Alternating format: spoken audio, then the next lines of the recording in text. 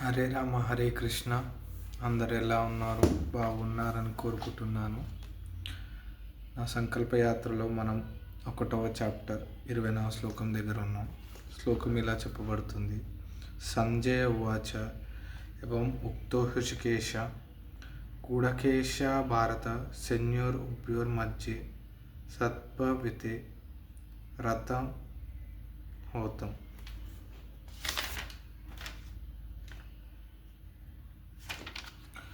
ఈ శ్లోకంలో ఏం చెప్పబడుతుందంటే, రుద్రను గెలిచిన వాడి ఆదేశాలు అన్నీ తెలిసి అన్నిటినీ తన గుప్పెట్లో పెట్టుకున్న అతను విని యుద్ధ రథాన్ని 2 సైన్యాల మధ్యలో తీసుకెళ్ళాడు అని అర్థం.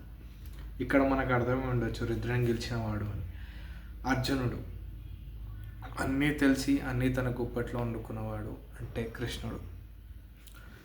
శ్లోకంలో పెద్దగా మనకేం చెప్పలేదు. ఇక్కడ ఇద్దరిని డిఫరెంట్ వేలో పిలుస్తున్నారు.